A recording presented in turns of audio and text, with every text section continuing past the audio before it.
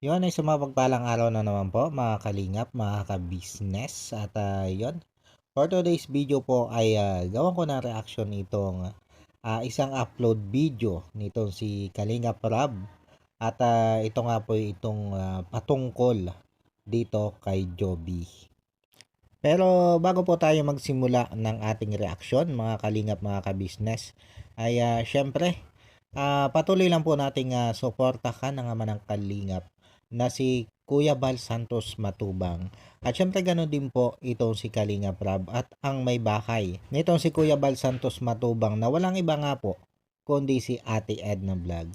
At syempre ganoon din po, patuloy din lang po nating suportahan ang lahat po ng Kalingap partners at lahat po ng Kalingap reactor. Dahil alam naman po natin na ang lahat po ng Kalingap partners at Kalingap reactor ay nakakatulong po yan sa programa ng Kalingap. At yon mga Kalingap, mga ka-business, yon tuloy na po tayo dito sa ating gagawing reaction video patungkol nga po dito kay Joby, ang Sophia Andres ng Kalingap. O, di ba?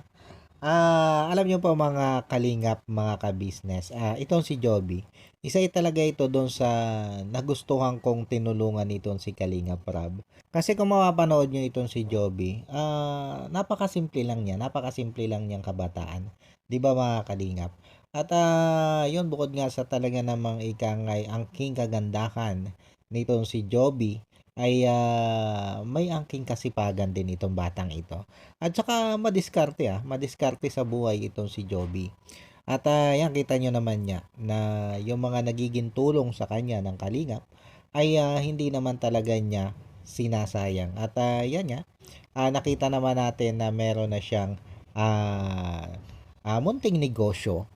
Kumbaga ay nakikita natin na yung ibinibigay ngang tulong sa kanya ng kalingap o nito sila Kalingap Rab at ng mga sponsor ay talaga namang masasabi nating napupunta sa maayos.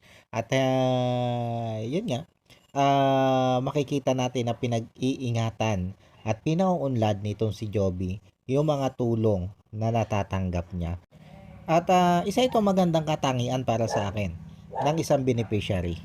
Kumbaga ay hindi nakakapanghinayang na tulungan ito mga ganitong tao. Kaya sabi ko nga sino ba namang tumutulong ang hindi maaaliw na tulungan itong ganitong ito katulad nga ni Joby.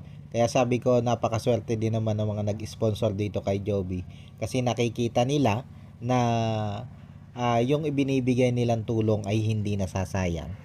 Sabagay, kung tutusin hindi lang naman itong si Joby ang ganito sa mga beneficiary ni Kalingap Rab. Kumbaga ay isa lang itong si Joby doon sa nakikita nating sobrang nagpapahalaga doon sa mga tulong na natatanggap niya mula nga dito sa Kalingap. At ito nga mga Kalingap, mga ka-business, anong puntahan nito nila Kalingap Rab ay nadatna nila itong si Joby na nandito lang sa kanyang munting negosyo o dito sa munting tindahan. At dito mga kalingap ay talaga namang medyo ika nga ay muli tayong pinahanga nitong si Joby dahil kita nyo naman meron siyang pasalubong dito kay Kalinga Prab. At sabi nga ni Kalinga Prab ay sa lahat ng beneficiary niya o tinutulungan ay itong si Joby lang ang nakagawa sa kanya ng ganito. O, di ba?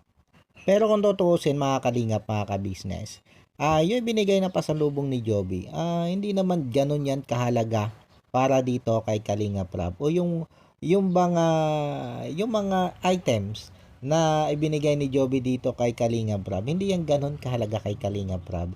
At kayang-kayang bilhin yan ni Kalingap Rab. Ika nga ay kayang-kayang i-provide yan ni Kalingap Rab.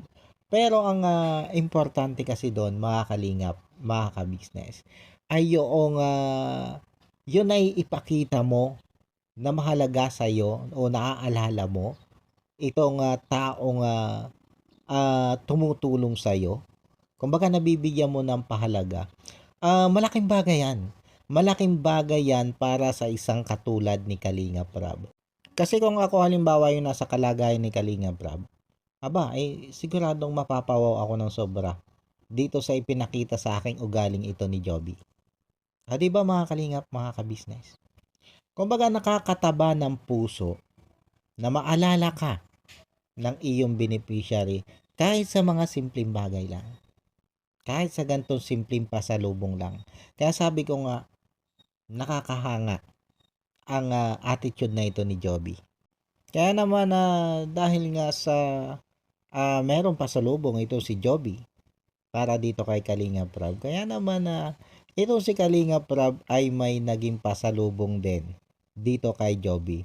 Hindi ko nga lang alam kung nagustuhan ito ni Joby, itong pasalubong ni Kalinga Prab na ito.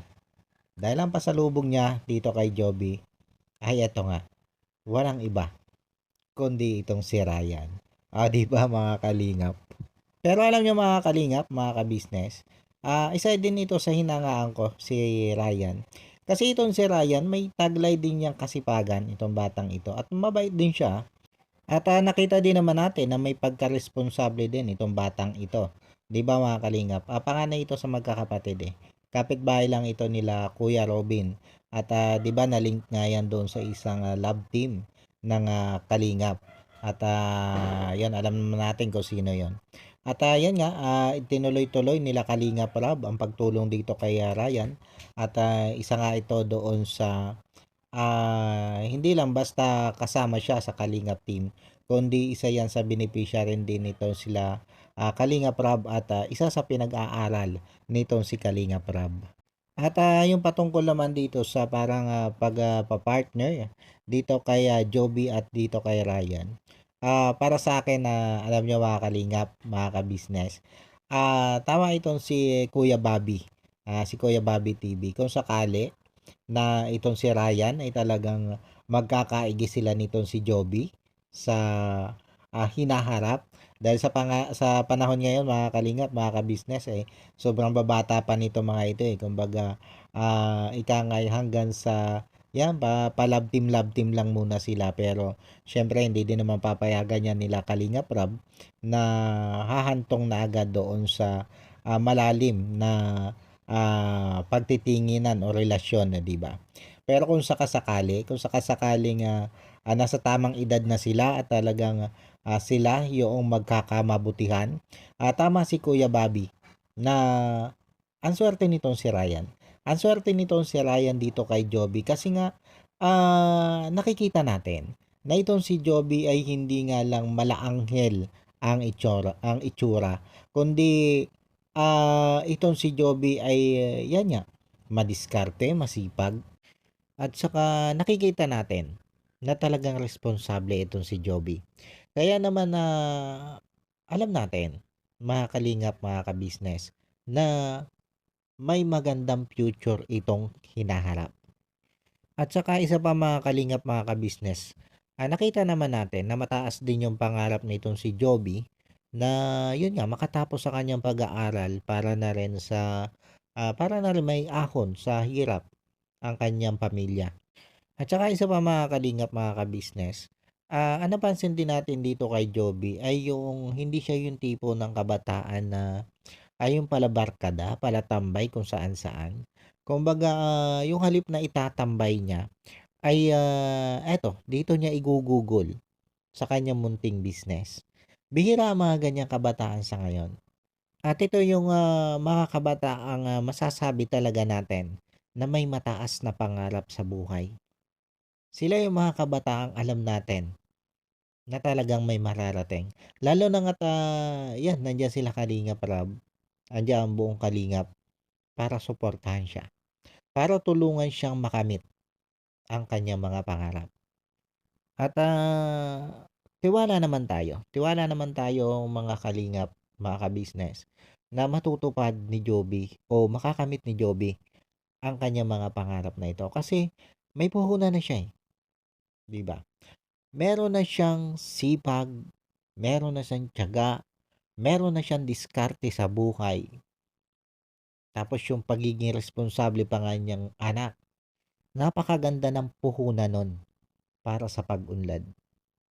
Ang kulang na lang ay yung makapagtapos siya ng pag-aaral para mas mapaunlad pa niya. Mas mapaunlad pa niya yung kanyang kakayanan. At kung sakali naman nga na sa future ay talagang itong si Ryan ang kanyang magiging katuluyan, ay magiging malakas din niya itong katuwang, 'di ba? Kasi alam naman natin mga kalingap, mga kabisnes, na itong si Ryan ay may angkin ding kasipagan. At nakita din naman natin mga kalingap, mga kabisnes, kung gaano din karesponsable itong si Ryan bilang isang anak at bilang isang kapatid. Isa nga yan doon sa nagustuhan nila Kalingap Rap dyan eh. Kaya nga hindi yan binitawan nitong sila Kalingap Rap. Kasi nakitaan nga nitong sila Kalingap Rap na sipag at determinasyon. Ganon din sa pag-aaral. Nandun din nakitaan din nila Kalingap Rap ng tiyaga at sipag itong si Ryan sa pag-aaral. Kumbaga, andun din yung pangarap ni Ryan makatapos. Tapos yun pa nga, yung pagiging responsable niyang anak at kapatid. Kumbaga, isang puhunan na rin yun para kay Ryan. Kaya, yung sabihin na natin tayo naglo-look forward na dito.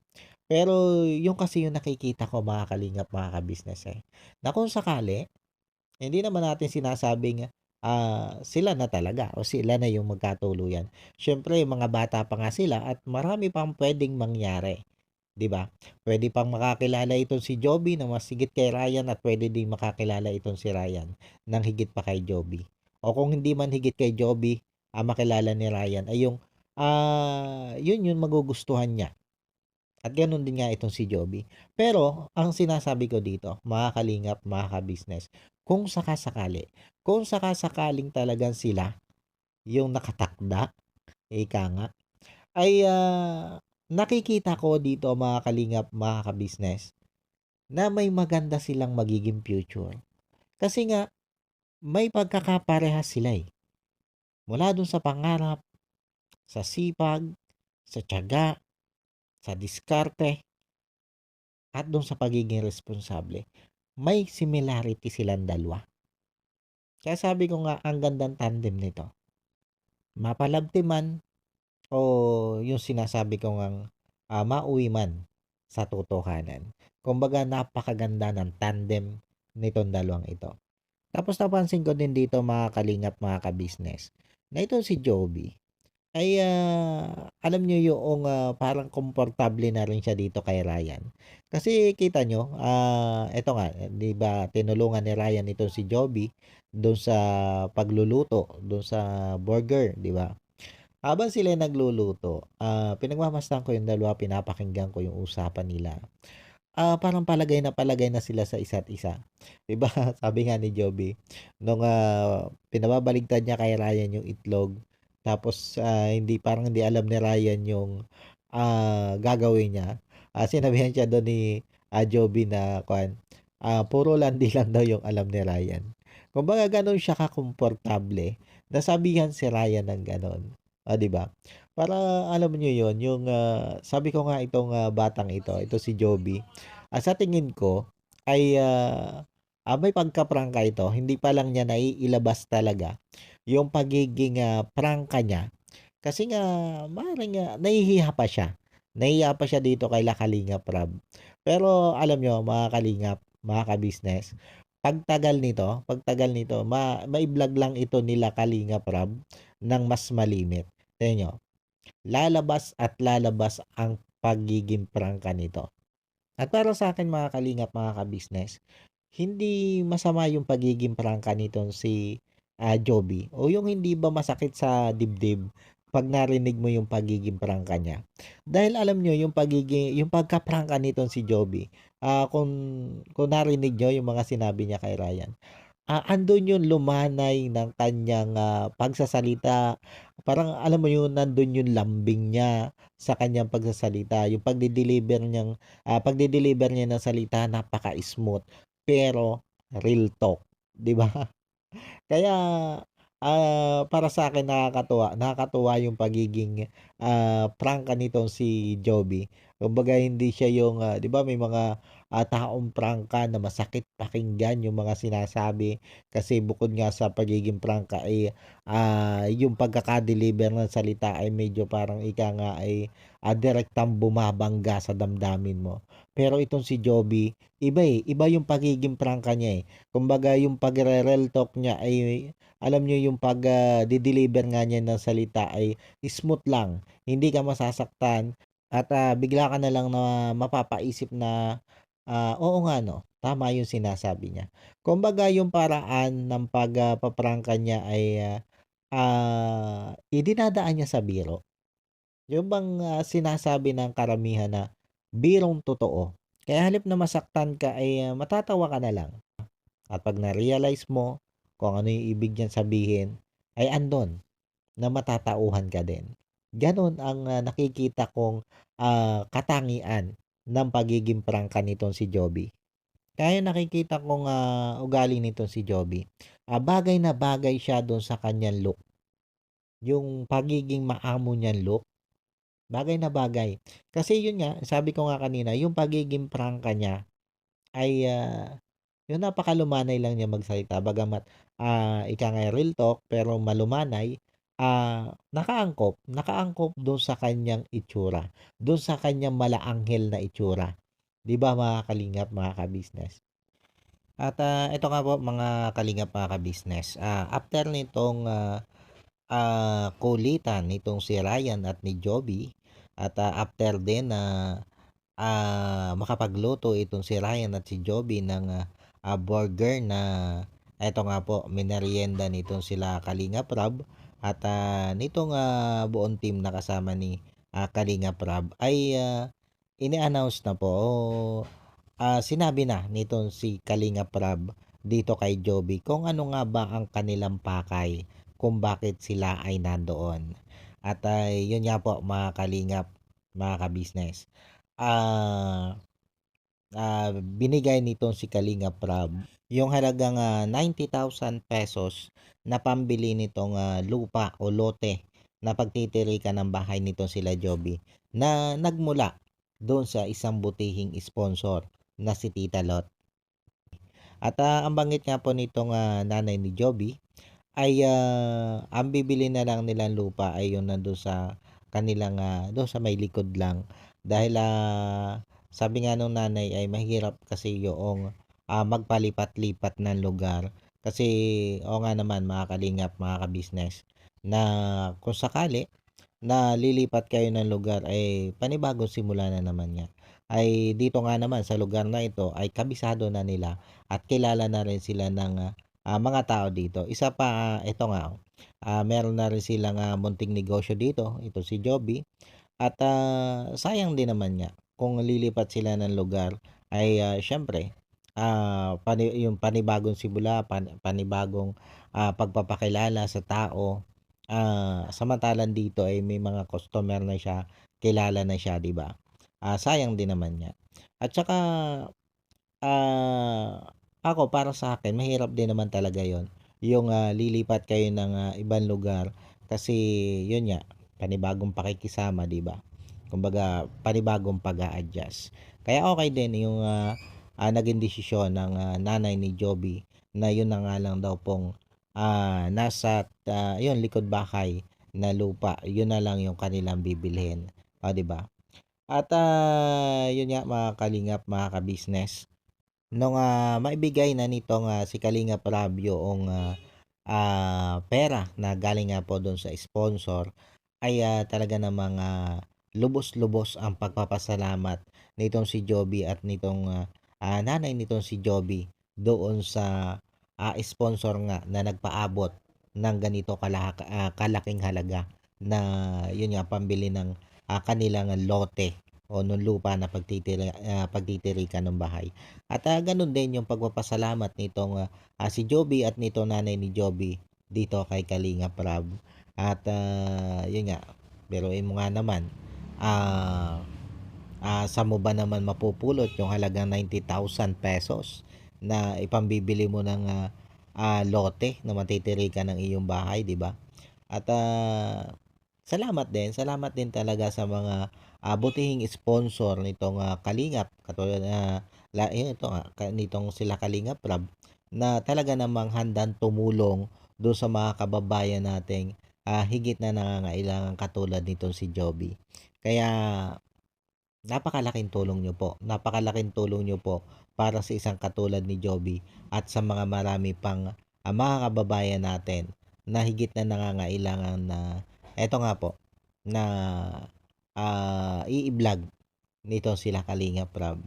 Kaya palakpakan din po natin yung mga sponsor na walang sawa pong tumutulong at yun nga po nakakatuwang ng buong Kalingap team para doon sa adhikain nilang lumingap ng mga kababayan nating talaga namang masasabi nating sobrang naghihirap at nangangailangan talaga ng tulong. Yung paano po mga kalingap, mga kabisnes, hanggang dito na lang muna ulit po ang ating reaction video na ito. At yun, patuloy lang po nating suportahan ang ama ng Kalingap na walang iba nga po kundi si Kuya Bal Santos Matubang. Ganon din po si Kalingap Rab at syempre ang may bahay ni Kuya Bal Santos Matubang na si Ate Edna Vlog. At ganon din po ang mga ang lahat ng Kalingap partners at lahat ng Kalingap reactors. Suportahan po nating lahat yan. At syempre ganon din po ang inyong lingkod, Anime Reactors TV, at isama na rin po natin mga kalingap, mga kabisnes sa patuloy po nating susuportahan ang Kabisnes Official Papa Dins TV at Kabisnes Family. At yun po, paano po mga kalingap, mga kabisnes, muli po ay maraming maraming salamat po sa patuloy nyo pong pagsuporta po sa inyong lingkod. Sana po hanggang dito na lang muna po. At pansamantala nga po na mamaalam ulit ang inyong lingkod. God bless po sa inyong lahat. At I love you all. Bye-bye.